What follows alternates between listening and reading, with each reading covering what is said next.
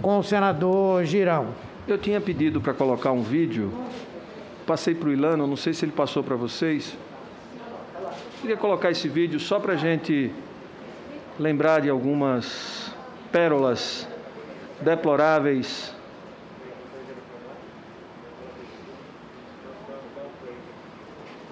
Chega de frescura, de mimimi.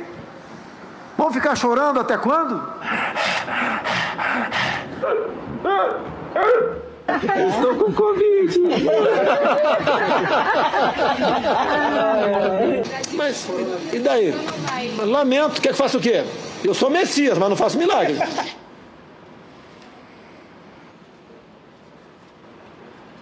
Bom, senhor presidente, essas imagens, elas dizem tudo o que deve constar, ou grande parte daquilo que deve constar no nosso relatório a ser apresentado no dia de amanhã. O total e absoluto desprezo do presidente da República pela vida, a falta de empatia, de solidariedade, a forma jocosa como ele lida e até de forma que ridiculariza o sofrimento das pessoas que agonizavam no leito de morte por falta, principalmente, de medidas que evitassem a explosão da pandemia. Porque a gente só chega a uma situação de superlotação se a gente tiver excesso de casos e muitos casos ao mesmo tempo. Isso evidencia uma política ou a ausência de uma política. No caso do presidente Bolsonaro, uma política. Ele defendeu uma política de expansão do contágio, e essa expansão do contágio com o objetivo claro de atingir a imunidade coletiva, ou que eles chamaram de imunidade de rebanho. 70% da população teriam que adquirir a doença, ter a Covid, para ter essa imunidade coletiva. E para isso ele fez e utilizou-se do poder que ele tinha, utilizou-se como presidente da República, utilizou-se dos seus auxiliares extra-governo, ou seja, auxiliares externos, como o senhor Carlos Wizard, como o senhor Luciano Hang, como tantos outros, o Paulo Zanotto, o Luciano Alves, o Weintraub.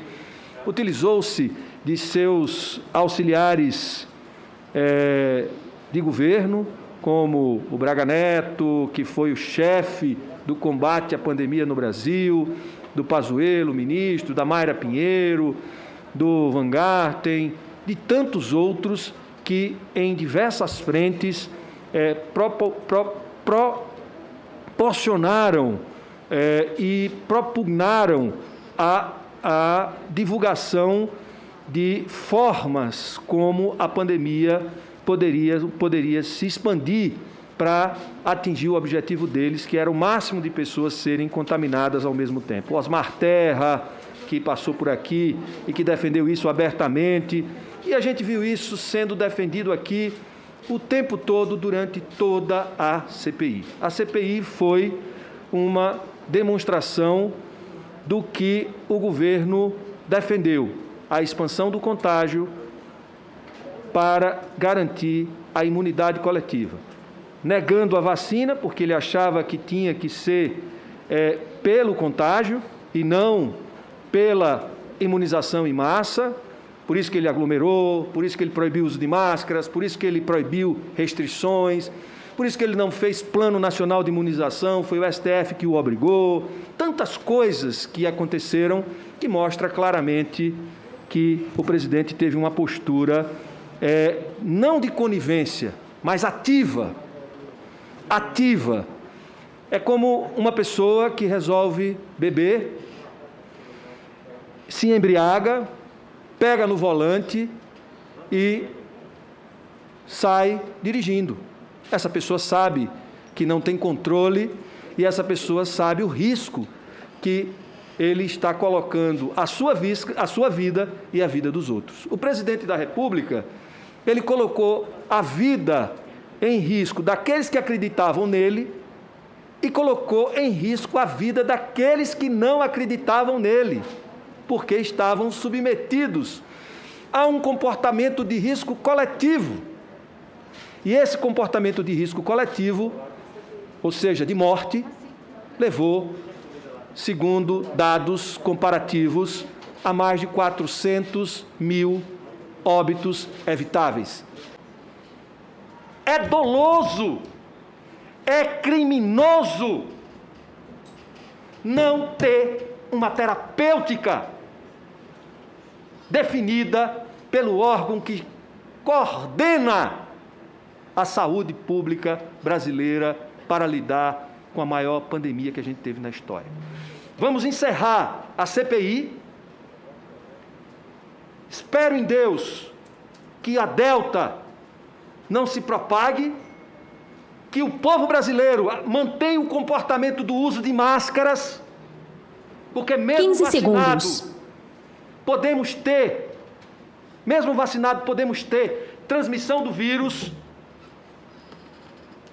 ainda que a gente não adoeça de forma grave ou moderada e que diminua a mortalidade muito, em quase 100%, ainda que a gente tenha tudo isso, mas a gente pode viver uma nova onda. Espero em Deus que isso não aconteça, que a gente passe por tudo isso, mas vamos passar sem uma definição, sendo vítima, senhor presidente, de mais uma, e neste caso, de uma inação dolosa, que significa dizer não agir para o bem do povo brasileiro, para que o povo brasileiro pudesse consumir um medicamento, porque fazia parte, como diz alguns, de uma narrativa criada fora do Brasil. Como disse o Caetano Veloso, eu vou repetir, uma narrativa fora do Brasil criada por anjos tronchos, bilionários, trilionários, que não queriam perder seus dinheiros na Bolsa por causa da pandemia. Criaram essa narrativa de que havia uma droga mágica, foi incorporado aqui, e isso virou uma narrativa que não podia ser contrariada e produz inação. E essa inação é dolosa porque levou milhares de brasileiros a ter um comportamento de risco e milhares de brasileiros à morte. Infelizmente, eu agradeço a Vossa Excelência pela tolerância desse 1 minuto e meio, senhor presidente, mas eu não podia deixar de fazer esse desabafo nessa que será a última sessão com depoente. E eu agradeço a Vossa Excelência, mas eu já peço daqui a minha equipe que está no gabinete e a equipe da assessoria do nosso partido, presidente, que possa identificar, para que a gente possa apontar como responsável por prevaricação de não pautar, para que ele possa, na hora que for prestar contas à Justiça, dizer de quem partiu a ordem. A coordenação do grupo de trabalho, desse grupo de trabalho com os cientistas e médicos indicados ainda há pouco pelo senador Reise, a indicação desse grupo de trabalho é coordenado pelo Dr. Carlos Carvalho, perfeito? Perfeito. Sim, senador. Este grupo de trabalho indicado pelo Dr. Carlos Carvalho, o convite para o Dr. Carlos Carvalho organizar esse estudo e submeter à Conitec foi do senhor ministro do Estado da Saúde, perfeito? Foi feito pelo Ministério da Saúde. Foi feito pelo Ministério da Saúde. E foi dada ao Dr. Carlos Carvalho a autonomia para montar este grupo com os nomes indicados aí pelo senador Reise, perfeito? Aí eu acho que a Secretaria Executiva da Conitec é quem faz essa organização e faz essa determinação. Eu não sei responder como que é feito o processo de quem ele chama ou quem eles deixam chamar. Para a gente já ver. Mas a coordenação do grupo que é feita pelo Dr. Carlos Carvalho foi a convite do Ministério da Saúde. Do Ministério da Saúde. Perfeito. Senador Marcos Rogério, já vou concluir. Vossa Excelência pedir a palavra? Quantos ainda tem inscritos, presidente? Não, nós tínhamos somente a senadora Soraya no sistema remoto, mas me parece que a conexão de Sua Excelência concluiu e não tendo mais nenhum inscrito, nós iríamos encerrar. Ok, presidente. Perfeito.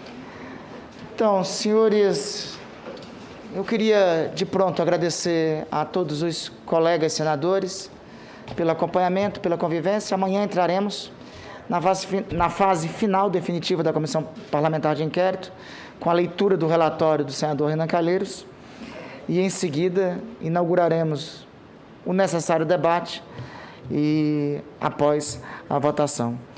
Quero, doutor Elton, lhe agradecer, como havíamos dito eu e o senador Humberto anteriormente. Pensamos em marcar, em convidar o depoimento de Vossa Senhoria. Muitos falavam que seria cumprimento de tabela.